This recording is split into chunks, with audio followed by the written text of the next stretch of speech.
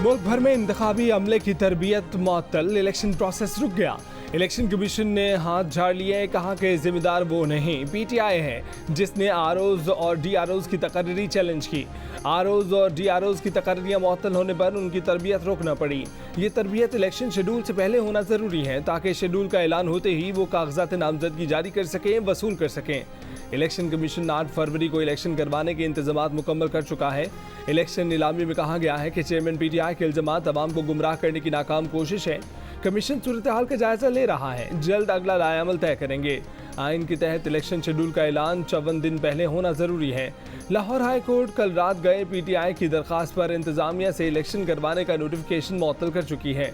Justice Ali बाकिर नजवी ने larger bench के लिए मामला chief justice Lahore high court को भेजा, जो जुमेरात को इस्लामाबाद में थे। वो जुमे को मुमकिन तौर पर इस केस का जायजा लेंगे। इलेक्शन कमीशन ने लाहौर हाई कोर्ट के फैसले के खिलाफ सुप्रीम कोर्ट जाने की खबरों की तरदीद कर दी। ये खबरें बाज निजी टीवी चैनल्स पर नशर की गई थीं।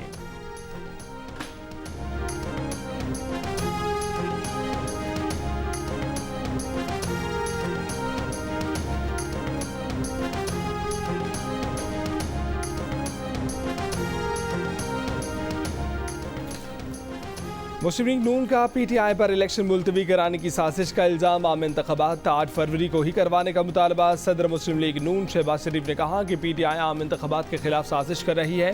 डीआरओज के खिलाफ दरखास्तें इलेक्शन से फरार की मनसूबाबंदी है। रहनुमा पीपल्स पार्टी फैसल करीम गुंडी का भी इलेक्शन 8 फरवरी को करवाने का मुतालबा। MKM के रहनुमा फैसल सब्जवारी ने कहा कि 2018 के इंतखाबात में भी यही हुआ था, उस वक्त तहरीक इंसाफ ने आवाज़ नहीं उठाई। ANP के तर्जमान समर बिलोड ने कहा है कि तहरीक इंसाफ इंतखाबात से फरार चाहती है, ताखीरी हरबे इस्तेमाल कर रही है। इस्तेहकाम पाकिस्तान पार्टी के रहनुमा फयाजुल हसन चौहान ने पीटीआई की दरखास्त को मुनाफिक करार दिया। BAP की जानिब से भी पीटीआई की दरखास्त की मजम्मत। सदर BAP नवाबजादा खालिद मगजी ने कहा कि सियासी जमातें हों और इंतखाबात से डरें अजीब बात है।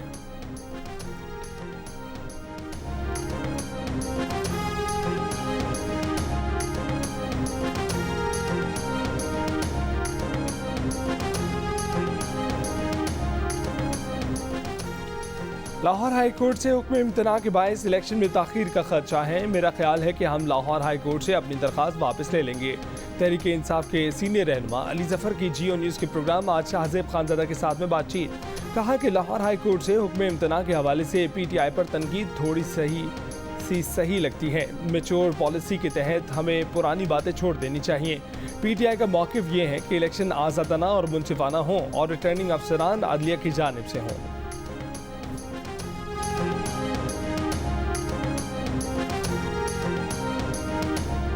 आज आखिरी दिन था कि इलेक्शन एक्ट के मुताबिक शेड्यूल अगर अनाउंस होना था और अगर उसका बेरे मिनिमम शेड्यूल को भी रखना था टाइम फ्रेम, तो आज शेड्यूल आना चाहिए था। हमारा पहले दिन से ये मौक़िफ़ ज़रूर रहा है कि election free and fair and transparent हो, और ऐसे इलेक्शनों में किसी भी सूरत आप डिस्ट्रिक्ट कमिश्नर्स को पार्टी नहीं बना सकते कि वो आपके रिटर्निंग ऑफिसर हो। इस सिलसिले में जो पिटीशन फाइल हुई है और उसमें स्टे आया हुआ है, वो मैटर बहुत जल्द डिस्पोज ऑफ हो सकता है। भाई ये इस बात की कतन ग्राउंड नहीं है कि आप उस पर इलेक्शन डिले की तरफ ले जाएं। इलेक्शन कमीशन के आरओ से मुतल्लिक नोटिफिकेशन से इलेक्शन मुलतवी होने का खदशा है। आज इलेक्शन का शेड्यूल आना था लेकिन जारी नहीं हुआ। आरओज के खिलाफ हमारी दरख्वास्त की बुनियाद पर इलेक्शन मुलतवी नहीं होने चाहिए। इलेक्शन कमीशन शेड्यूल जारी करें। पीटीआई चेयरमैन गौहर खान कहते हैं कि डिस्ट्रिक्ट अफसरान को आरओज नहीं बनाया जा सकता, इससे धांधली हो सकती है। जजों को रिटर्निंग अफसरान बनाया जाए जिससे इलेक्शन शफाफ हों। बैरिस्टर अली जफर ने कहा कि पीटीआई की दरख्वास्त की बुनियाद पर इंतखाबात आगे नहीं बढ़ने चाहिए।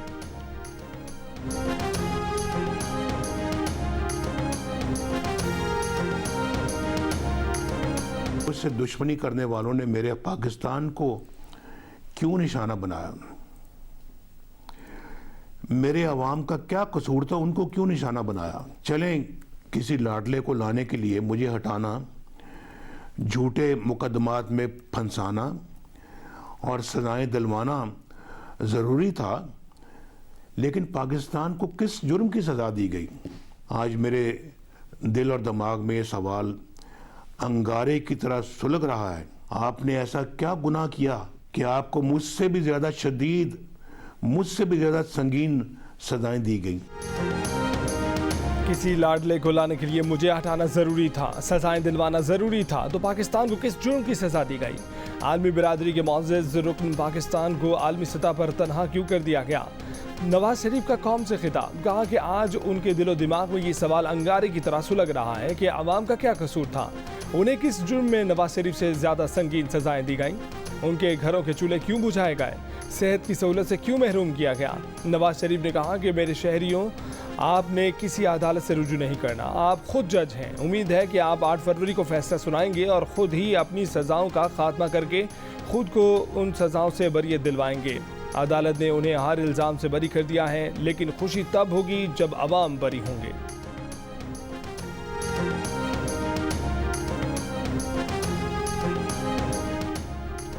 जस्टिस शौकत अजीज सिद्दीकी बरतरफी केस में लेफ्टिनेंट जनरल रिटायर्ड फैज़ हमीद और दीगर अफराद को फरीक बनाने के लिए जुमे के दिन तक की मोहलत।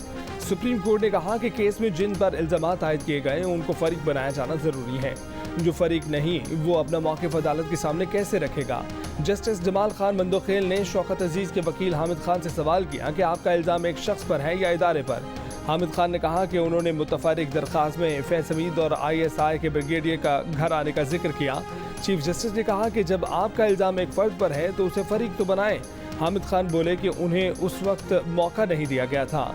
चीफ जस्टिस ने कहा कि अब तो आपके पास मौका भी है, अगर इस शख्स को फरीक नहीं बनाते तो उसका नाम अब यहाँ ना लीजिएगा, फैसला आपको खुद करना है। मजीद समाअत जुमे तक मुलतवी।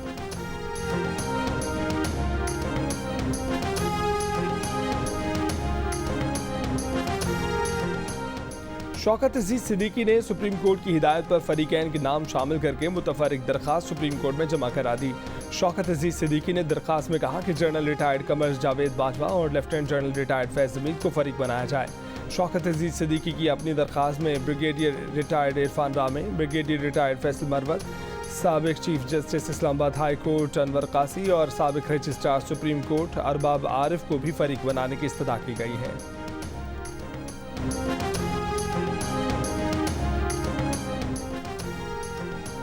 सुप्रीम जुडिशल काउंसिल ने जस्टिस मज़ाहिर नकवी को मिसकंडक्ट रेफरेंस में जवाब जमा कराने के लिए 1 जनवरी तक की मोहलत दे दी। कहा कि 1 जनवरी के बाद मोहलत नहीं मिलेगी। अगर जस्टिस मज़ाहिर नकवी का जवाब तसल्ली बख्श हुआ तो काउंसिल कार्रवाई खत्म कर देगी। चीफ जस्टिस काजी फैज़ ईसा ने कहा कि अपने साथी जज के खिलाफ कार्रवाई करना बहुत तकलीफदेह अमल होता है। हमें अच्छा नहीं लगता कि साथी जज को कटहरे में खड़ा करके सवाल जवाब करें। ऑडियो लीक्स में दिखाना होगा कि ऑडियोज दुरुस्त हैं या नहीं। आजकल तो कोई भी ऑडियो तोड़ मरोड़ कर बना देता है। जस्टिस मज़ाहिर नकवी की दरख्वास्त पर सुप्रीम जुडिशल काउंसिल ने कार्रवाई भी ओपन कर दी। मजीद समाअत 11 जनवरी तक मुलतवी।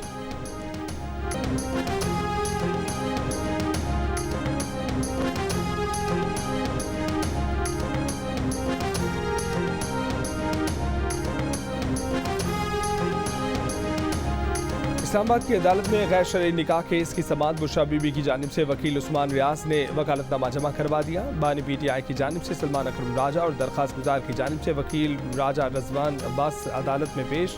दरख्वास्त गुजार के वकील ने कहा कि केस में 4 गवाह हैं जिनके बयानात एक ही दिन में रिकॉर्ड करवा सकते हैं। मजीद समाअत 18 दिसंबर तक मुलतवी। गुज़िश्ता रोज़ अदालत ने कहा था कि गवाहान के बयानात की रोशनी में बानी PTI और बुशरा बीबी ने बादियो नज़र में जुर्म का इर्तिकाब किया। अदालत इस नतीजे पर पहुंची है कि ट्रायल के आगाज के लिए मुनासिब ग्राउंड मौजूद है। रावलपिंडी की अडयाला जेल में जारी तोशाखाना केस में बानी PTI का 2 रोज़ का जिस्मानी रिमांड मंजूर कर लिया गया। नैब ने बानी PTI के 7 रोज़ के जिस्मानी रिमांड की इस्तदा की थी। अदालत ने गुज़िश्ता रोज़ तोशाखाना केस में बानी PTI की दरख्वास्त ज़मानत कबल अज़ गिरफ्तारी खारिज की थी। दरख्वास्त ज़मानत कबल अज़ गिरफ्तारी खारिज होने पर बानी PTI की गिरफ्तारी डाल दी गई थी। बानी PTI को 16 दिसंबर को दोबारा अदालत में पेश किया जाएगा। सारा इनाम कत्ल केस में मुलजिम शाहनवाज मुजरिम करार, सजाए मौत सुना दी गई। अदालत का 10 लाख रुपए जुर्माना भी अदा करने का हुक्म। शाहनवाज की वालिदा समीना शाह को सबूत ना होने की वजह से बरी कर दिया गया। सारा के वालिद का शाहनवाज को मिलने वाली सजा पर इजहार इत्मीनान। कहा कि समीना शाह को भी सजा मिलनी चाहिए थी। शक है कि सारा को कत्ल करने में समीना शाह ने बेटे की मदद की। इस बारे में वकील से मशवरा करेंगे। 23 सितंबर 2022 को शाहनवाज अमीर ने चक शहजाद के फार्म हाउस में अपनी बीवी सारा इनाम को जिम में इस्तेमाल होने वाले डंबल के बार से कत्ल कर दिया था। केस में शाहनवाज अमीर और उसकी वालिदा समीना शाह पर 5 दिसंबर 2022 को फर्द जुर्म आयद हुई थी। केस की समाअत 1 साल से ज़ायद वक्त तक जारी रही।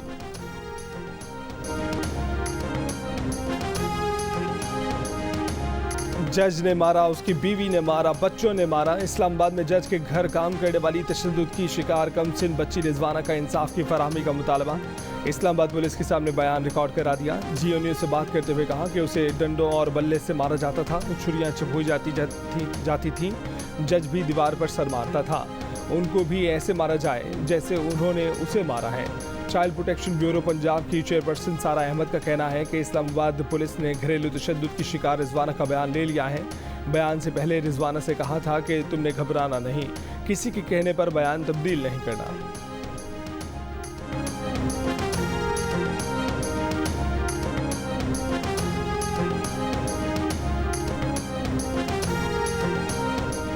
कश्मीर के लिए 300 मरतबा जंग करने के लिए तैयार है। निगरां वज़ीर आज़म पाकिस्तान अनवारुल हक काकड़ का आज़ाद जम्मू कश्मीर असम्बली से खिताब। कहा कि 3 दिन कबल भारतीय सुप्रीम कोर्ट ने मसला कश्मीर पर गैर कानूनी और गैर आइनी इकदाम किया। कश्मीरियों पर भारतीय बर्बरियत जारी है। कश्मीरी मुजाहिदीन ने जो कुर्बानियाँ दी, हम उसका कर्ज नहीं उतार सकते।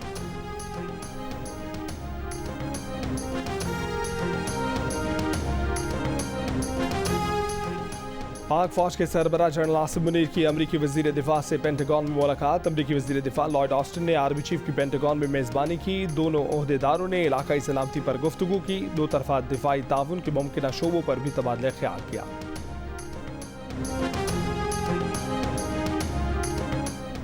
तर्जुमान दफ्तर खासा का कहना है कि अफगान सरजमीन पाकिस्तान के खिलाफ इस्तेमाल हो रही है। पाकिस्तान ने डेरा इस्माइल खान हमले के सबूत अफगान हुकाम के हवाले किए और अफगानिस्तान ने डेरा इस्माइल खान हमले की तहकीकात की यकीन दहानी कराई है। आर्मी चीफ के दौरे अमरीका से मुतल्लिक तर्जुमान दफ्तर खारजा ने कहा कि दौरे में पाकिस्तानी वज़ारत खारजा का किरदार शामिल है। दफ्तर खारजा ने दौरे की तैयारी के लिए ISPR और दिफाई हुकाम से मिलकर मुशावरत की। तर्जुमान का मजीद कहना था कि भारतीय सुप्रीम कोर्ट का फैसला मोदी हुकूमत की मकबूजा कश्मीर में गैर कानूनी इक़दाम की तस्दीक है। बलूचिस्तान के निगरां वज़ीर इत्तला जाना चिकसई का अफगानिस्तान में फ़ज़ाई कार्रवाई के लिए अमरीका को बेसिस देने से मुतल्लिक तजवीज़ पर सवाल का जवाब देने से गुरेज। कोयटा में मीडिया ब्रीफिंग के दौरान सहाफ़ी ने सवाल किया कि अफगानिस्तान में दहशतगर्दों के ठिकानों को निशाना बनाने के लिए अमरीका को ड्रोन बेसिस की फराहमी से मुतल्लिक उनका बयान सामने आया है। इस पर निगरां सूबाई वज़ीर ने तबसरे से गुरेज करते हुए कहा कि नो कमेंट्स।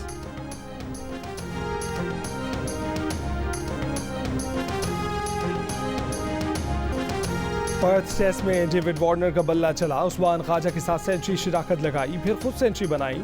पाकिस्तानी फील्डर्स ने 3 कैच गिरा दिए। सरफराज ने स्टंप मिस किया। उसी गेंद पर बाबर की रन आउट करने की कोशिश भी बेकार गई। आगा सलमान ने तो कैच लेने की कोशिश भी ना की। कमेंटेटर्स ने भी कहका लगा दिया। पहला टेस्ट खेलने वाले आमिर जमाल ने वार्नर और हेड की विकेटें हासिल की। खुर्रम शहजाद ने डेब्यू पर स्टीव स्मिथ को चलता किया। शाहीन आफरीदी ने उस्मान ख्वाजा और फ़हीम अशरफ ने लेबुशेन को पवेलियन भेजा। ऑस्ट्रेलिया ने पहले दिन 5 विकेटों पर 346 रन बना लिए।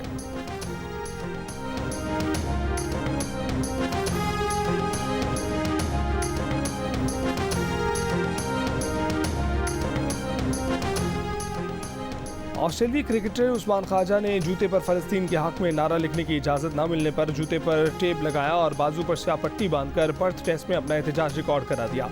गुज़िश्ता रोज़ उस्मान ख्वाजा ने सोशल मीडिया पैगाम में कहा था कि वो ICC का एहतराम करते हैं। जूते पर जो लिखा वो सियासी नहीं, वो उसके लिए फ़ाइट करेंगे। बाबर आजम की टेस्ट मैचों की नेक्स्ट सेंचुरी। कप्तान शान मसूद ने बाबर आजम को सुवेनियर और कैप दी। कहा कि आपने पाकिस्तान की बैटिंग को बदल दिया, साबित किया कि हमारा बैटर वर्ल्ड क्लास में आ सकता है। अभी ये शुरुआत है, हम आपको 100वां टेस्ट मैच खेलते हुए देखना चाहेंगे।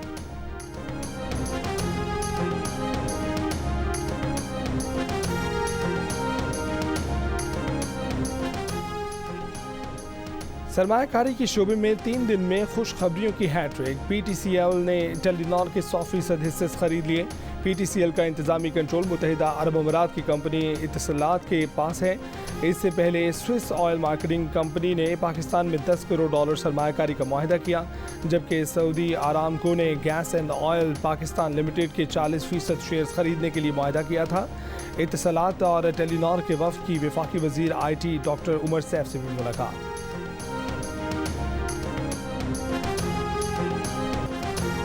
इसराइल की जानिब से निहत्ते फ़लस्तीनियों का कत्लेआम जारी। शिमाली गजा, खान यूनस और रफ़ा में बमबारी करके मजीद 179 फ़लस्तीनियों को शहीद कर दिया गया। इसराइली फ़ौज का बेघर फ़लस्तीनियों को एक बार फिर शिमाली गजा और खान यूनस से निकलने का हुक्म। फ़लस्तीनी मज़ाहमतकारों की शदीद मज़ाहमत। शिमाली गजा और खान यूनस में मुतादिद इसराइली टैंक तबाह। इसराइली फ़ौजी गाड़ियाँ छोड़कर फरार हो गए। हिज़्बुल्लाह के भी इसराइली इलाकों में हमले। इसराइली फ़ौज के मवासिलाती निज़ाम जासूसी और निगरानी के आलात को निशाना बनाया। इसराइली फ़ौज का मगरबी किनारे के शहर जनीन का मुसलसल तीसरे रोज़ मुहासरा।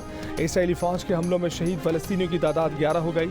बरतानिया ने फ़लस्तीनियों के खिलाफ तशद्दुद में मुलव्विस इंतहा पसंद आबादकारों पर सफरी पाबंदियाँ लगा दी।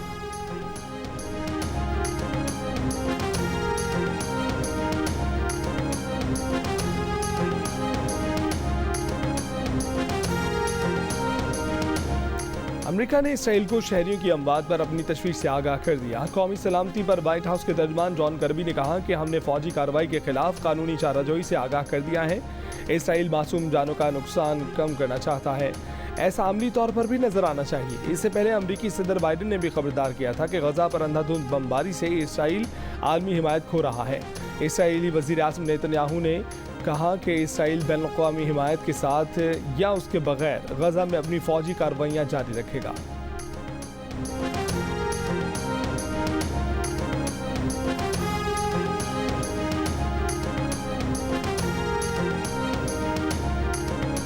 निगरान वज़ीर आज़म अनवारुल हक काकड़ ने कहा है कि दो रियासती हल ही मसला फ़लस्तीन का वाहिद हल है। एक इंटरव्यू में उन्होंने कहा कि कायदे आज़म ने इसराइल के मामले पर जो राय दी थी उससे इख्तलाफ करना कुफ्र नहीं होगा।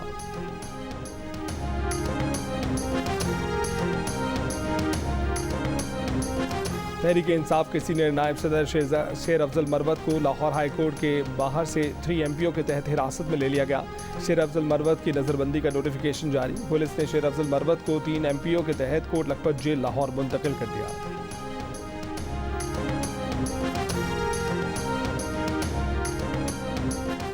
पाकिस्तान तहरीक इंसाफ 17 दिसंबर को ऑनलाइन जलसा करेगी। मुख्तलिफ रहनुमा खिताब करेंगे। बानी चेयरमैन PTI की बहन अलीमा खान का कहना है कि बानी PTI को भी जुल्फ़कार अली भुट्टो के रास्ते पर ले जाया जा रहा है। बानी PTI को फांसी के फंदे से बचाएंगे। अडयाला जेल के बाहर मीडिया से गुफ्तगू में अलीमा खान ने कहा कि जनरल बाजवा ने आवाम की मुंतखब हुकूमत को गिराया। जनरल बाजवा, हुसैन हक्कानी और डोनाल्ड लू मुंतखब हुकूमत को गिराने में मुलव्विस है।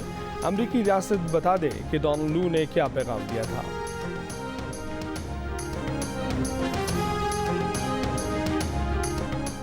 मुजफ्फरगढ़ में अगवा होने वाली तीसरी बच्ची का अब तक पता नहीं चल सका। पुलिस का कहना है कि गिरफ्तार मुलजिम तबीयत की खराबी का ड्रामा कर रहा है। 3 साल के अब्दुल्ला की वाक़यात और कपड़ों के नमूने DNA टेस्ट के लिए भेज दिए गए। 8 दिसंबर को 2 भाइयों और एक बहन समेत 3 बच्चों को उनके रिश्तेदार ने अगवा किया था।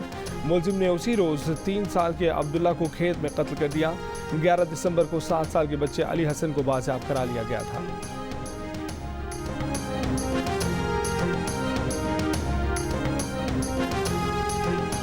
सिंध हाई कोर्ट ने कंटोनमेंट बोर्ड्स की जानिब से प्रॉपर्टी टैक्स की वसूली को गैर कानूनी करार दे दिया। कंटोनमेंट बोर्ड्स की जानिब से प्रॉपर्टी टैक्स की वसूली के खिलाफ दरखास्त पर समाअत के दौरान अदालत ने कहा कि 18वीं तरमीम के बाद कंटोनमेंट बोर्ड्स ने जो टैक्स लिए हैं रिहायशी वो पैसे वापस ले सकते हैं। अदालत ने कंटोनमेंट बोर्ड्स के वकील की इस्तदा पर फैसला 30 दिन के लिए मुअत्तल भी कर दिया।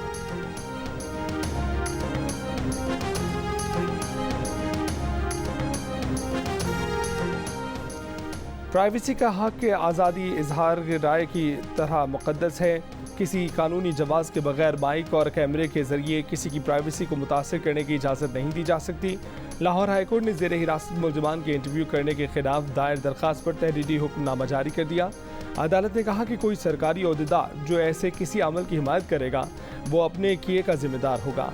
आइंदा समाअत पर एडवोकेट जनरल पंजाब और एडिशनल अटॉर्नी जनरल को अदालत की मुआवनत की हिदायत।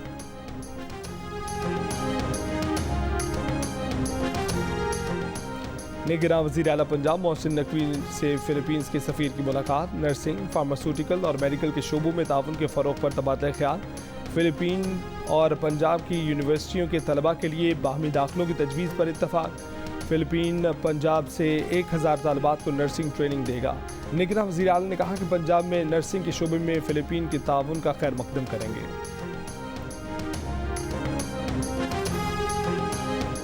गवर्नर सिंध कामरान टिस्सोरी का ईरान में Khorasan Razavi chamber of commerce industries mines and agriculture का दौरा। गवर्नर ने चैम्बर के अरकान को कराची में सरमायाकारी की दावत दी।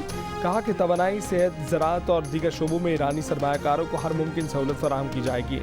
गवर्नर सिंध ने इमाम अली रज़ा के मज़ार पर भी हाजिरी दी।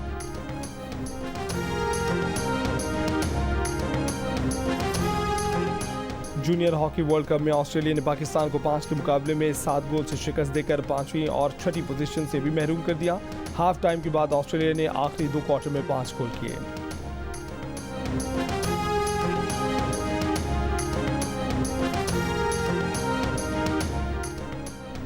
लास वेगस में होगी आज कराटे कॉम्बैट लीग, जिसमें अमेरिका, कनाडा और ब्राजील समेत कई ममालिक के कराटेकाज एक्शन में नजर आएंगे। पाकिस्तान के शासे ब्रिंद लाइट वेट में इटली के फेडरिको ओएला से मुकाबला करेंगे। तमाम दिलचस्प फाइट जियो सुपर आज सुबह 7 बजे से बराह रास्त नशर करेगा। कराची में 18वीं आलमी कुतुब मेले का आगाज एक्सपो सेंटर में हो गया। 5 रोज़ा कुतुब मेले में किताबों के 330 स्टॉल्स लगाए गए हैं। इफ्तिताही तकरीब से खिताब में निगरान वज़ीर आला सिंध जस्टिस रिटायर्ड मकबूल बाक़िर ने कहा कि किसी मुआशरे की तकमील और तरक्की के लिए किताब की अहमियत कलीदी हैसियत रखती है। और जर्मनी की व्लॉगर लारा ने भी दिल का रिश्ता ऐप के जरिए अपना हमसफर चुन लिया। लारा ने पाकिस्तान आकर दिल का रिश्ता ऐप पर प्रोफाइल बनाया और पाकिस्तान के सॉफ्टवेयर इंजीनियर फहद का इंतखाब कर लिया। अब लारा और फहद दोनों मिलकर पाकिस्तान की इमेज को बेहतर करने का इरादा रखते हैं।